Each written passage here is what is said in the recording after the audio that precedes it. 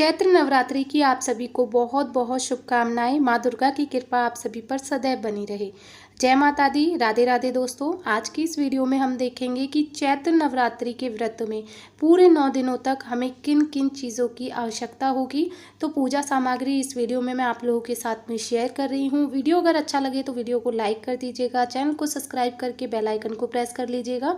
तो चलिए वीडियो को शुरू करते हैं। तो फ्रेंड्स, सबसे पहले हमें चाहिए होगी एक इस तरह की चौकी, और चौकी पर बिछाने के लिए हमें चाहिए होगा लाल या पीले रंग का वस्त्र। आप लाल रंग का वस्त्र लें क्योंकि ये रंग माँ दुर्गा का प्रिय रंग होता है।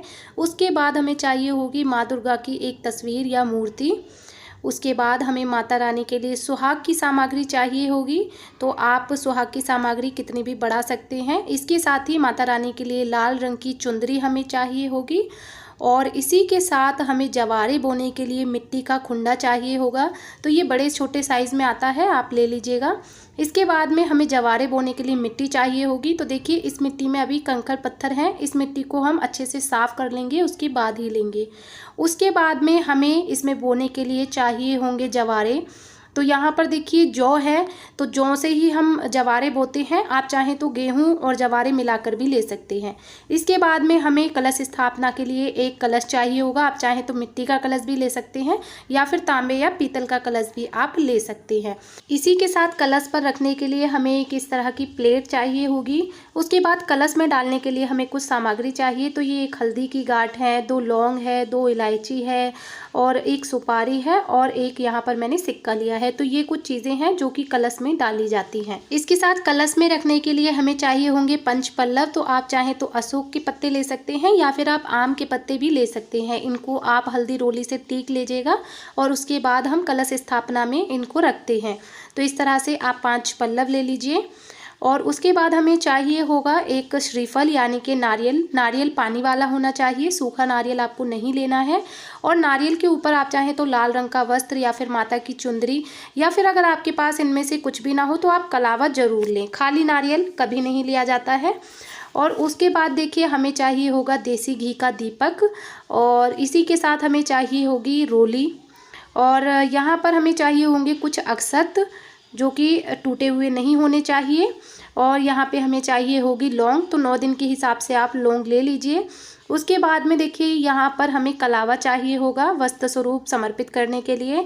इसी के साथ भगवान गणेश को चढ़ाने के लिए हमें जनेऊ चाहिए होगा, और इसके साथ में हमें चाहिए होंगी सुपारी। अगर आप नवदुर्गों की स्थापना करते हैं तो फिर आप उसके हिसाब से सुपारी लीजिएगा। अगर आप नवदुर्गों की स्थापना नहीं करते हैं तो 2 सुपारी भी बहुत होंगी। उसके बाद दक्षिणा हम ले लेंगे, और इसी के साथ हमें भगवान गणेश की मूर्ति चाहिए होगी। तो ये आप ले लीजिएगा। इसके साथ ही हम कपूर लेंगे, और इसी के साथ हम लेंगे यहाँ पर धूप। तो धूप आप कोई भी ले सकते हो। और इसके बाद में हम लेंगे 1 लोटा जल, जो कि पूजा में आवश्यक होता है। तो आप 1 लोटा जल ज़रूर ले लीजिएगा।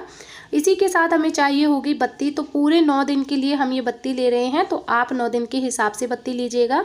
उसके बाद ही हमें चाहिए होगा यहाँ पर देसी घी। तो देसी घी हम ले लेंगे। इसी के साथ हमें चाहिए होगी अखंड दीपक जलाने के लिए बड़ा दिया। तो अखंड जोत अगर आप जलाते हैं तो बड़ा दिया आप लीजिएगा, और अगर नहीं जलाते हैं तो आप इस पार्ट को स्किप भी कर सकते हैं। इसी के साथ अखंड जोत के लिए हमें बत्ती चाहिए होगी। तो 1.25 हाथ की बत्ती हमें चाहिए होती है। तो आप कलावे की बत्ती भी ले सकते हैं, या रुई की बत्ती भी ले सकते हैं। ये आपको मार्केट में भी ईजिली मिल जाएगी, तो आप देख लीजिएगा। उसके बाद देखिए, हमें हवन करने के लिए गाय का उपला चाहिए होगा। गाय का उपला ना मिले तो आप कोई भी उपला ले सकते हैं। और उसी के साथ हमें माता को भोग लगाने के लिए पताशे चाहिए होंगे। पताशे और लौंग का भोग बहुत ज़रूरी होता है। इसी के साथ हम इलायची ले लेंगे, और लौंग मैंने आपको पहले ही पूजा सामग्री में दिखा दी थी।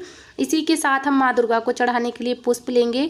अगर आपको लाल रंग के पुष्प मिल जाते हैं तो बहुत अच्छी बात है, नहीं तो आप कोई भी रंग के पुष्प ले सकते हैं। तो फ्रेंड्स, ये वो पूरी सामग्री है जो कि हमें नवरात्रों के व्रत में चाहिए होती है। इस सामग्री को आप चाहें तो बढ़ा भी सकते हैं अपनी सामर्थ्य के अनुसार, लेकिन ये वो ज़रूरी सामग्री है जो कि हमें नवरात्रों के व्रत में चाहिए ही चाहिए होती है। तो फ्रेंड्स, आशा करती हूँ कि वीडियो आप सभी को पसंद आया होगा। वीडियो अगर थोड़ा सा भी हेल्पफुल लगा हो तो वीडियो को एक लाइक ज़रूर कर दीजिएगा, चैनल को सब्सक्राइब कर लीजिएगा। मिलती हूँ अगले वीडियो में, तब तक के लिए आप सभी को राधे राधे, जय माता दी।